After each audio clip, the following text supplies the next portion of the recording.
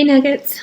So now that we've gone through the skills review in the previous video, this video is going to deal with examples your turn 1 and 2, and I decided to leave example your turn 3 for its own video because that is a big, complex, kind of a pain in the butt question.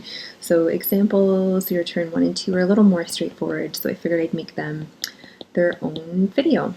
Okay, so textbook in front of you, this question example 1, our turn, is on page 296. And looking at the question, so reading the question, identify any restrictions on y in -8 plus the root of 3y over 5 equals -2. So the first part, we are looking for restrictions on y. Okay, so identify any restrictions on y. If the radical is a real number, then solve the equation. So end, solve. Okay, we can do this.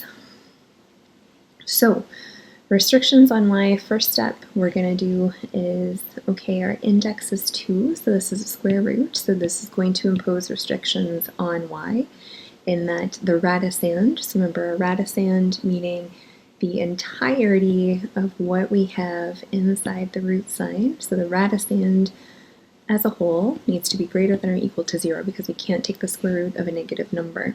So multiplying both sides by 5, 0 by 5 is still 0.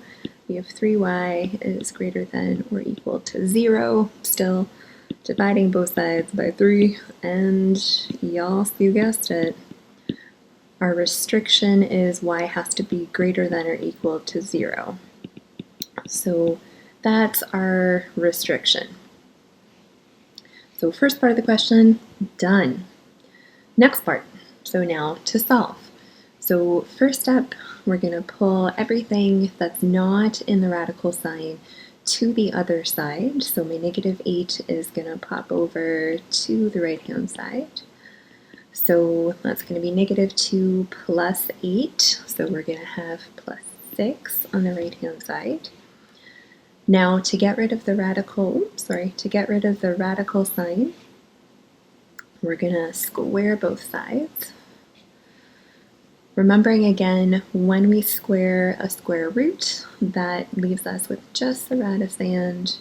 So if you need to go through the part where you're multiplying them both together, do that, but I think maybe we can be past that now. If not, do that step out, and that's fine too.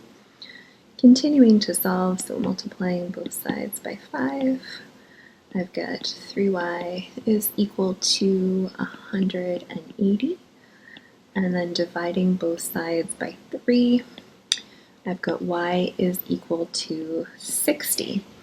So the first thing we're going to do before we do anything else is we're going to check and make sure that this fits within our restrictions. So our restriction was here, y had to be greater than or equal to 0, and we have y equals 60. It fits the restriction. Yeah, we're good. So because we only have one answer, we also still can check, does the left side equal the right side? So we can do that again too if we want to. So let's do that.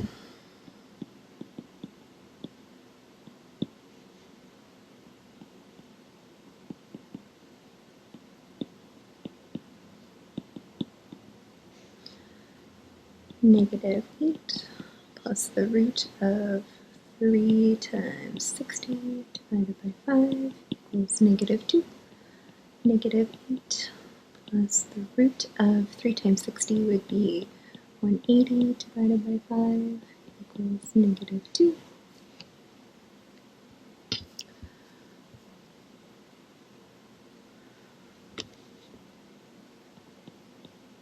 180 divided by 5 is 36. And again, because this root was given to us in the problem, we didn't impose that root as part of an algebraic solution. We're assuming just the principal root, so only the positive version of this. So we have negative 2 equals negative 2.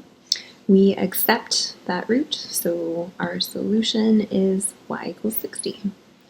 We are good to go. Okay, example 2, our turn. So example 2, our turn, is on page 297. It's at the very bottom. So we have state the restrictions on the variable in, and they give us an equation. So m subtract the root of 2m plus 3 equals 6. So it's asking for the restrictions on m. And it also asks us to solve. Okay, so let's start with restrictions. So again, the index is 2, so this is a square root, which means we're not allowed with negative numbers, so it means my radicand. So 2m plus 3 has to be positive, so it has to be greater than or equal to 0. Solving for m, we get m has to be greater than or equal to negative 3 over 2, or negative 1.5. So this is our restriction. So any solutions we get, we're going to check against that. So done our restrictions. Next step, we're going to pull everything that's not inside the radical sign to the other side. So pulling my m over, or if you want to, you might find it easier to think about the negative sign as being with the root and pulling the root to the right side and the 6 to the left side. It doesn't matter. We'll get the same answer regardless of how we do this. This is a little bit differently than I did it in your notes. I'm just pulling to the opposite side. That's okay. Okay, to get rid of the radical sign, we're now going to square both sides.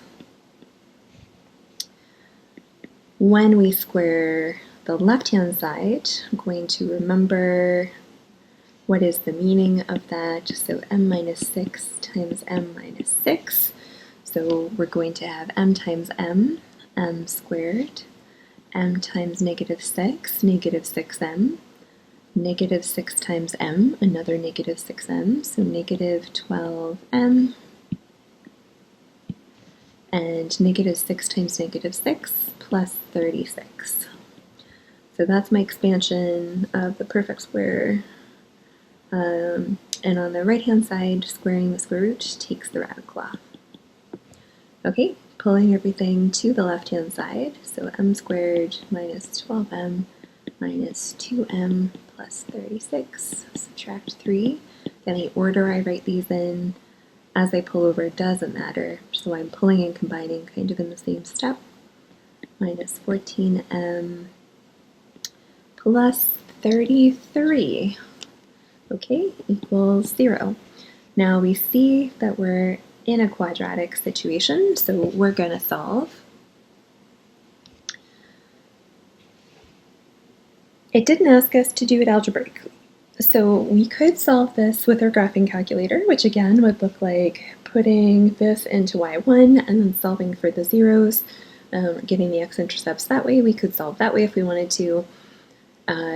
We could factor, we could solve it with the quadratic formula. So remember, any way you want to solve a quadratic, you're allowed to use any method available to us from the last section.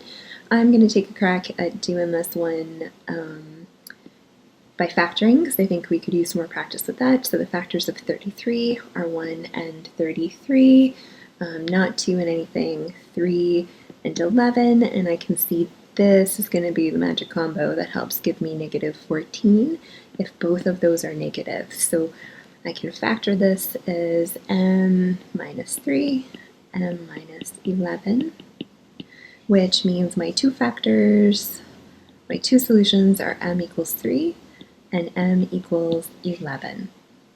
Okay, so I'm going to check each of these against the restrictions. So that's the first place that we go, is we check against the restrictions. So m had to be greater than or equal to negative 3 over 2. Both of these are. So passes the restrictions. we don't need to even do the last step where we do the check if it doesn't pass the restrictions.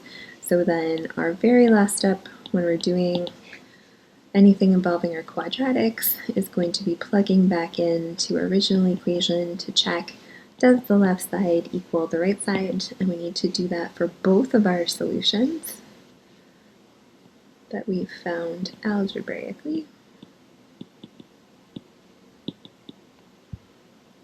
Okay, so I'm going to fill in m equals 3 on this side and m equals 11 on that side.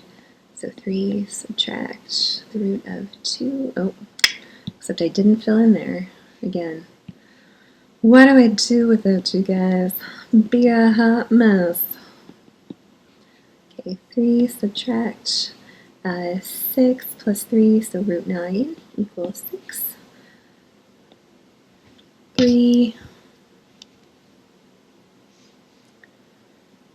subtract 3 equals 6, and I get 0 equals 6. Okay, my left side does not equal my right side. No dice. So I am rejecting this root, and I would say m equals 3 is an extraneous root. So again, extraneous root. So the math language we have when we reject the root, we say that root is extraneous. So it's extra to what we need.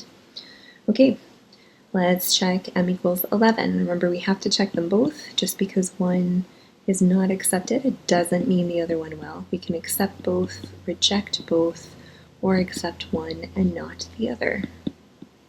So 11 subtract 22 plus 3, so 25 equals 6.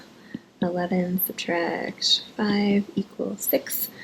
And we have 6 equals 6. Huzzah! Our left side equals our right side, so we are going to accept this root. So the solution, the only solution that we would give to this problem is the solution m equals 11. Okay, that's it for example your turn 1 and 2, and I'll post another video for example 3, your turn.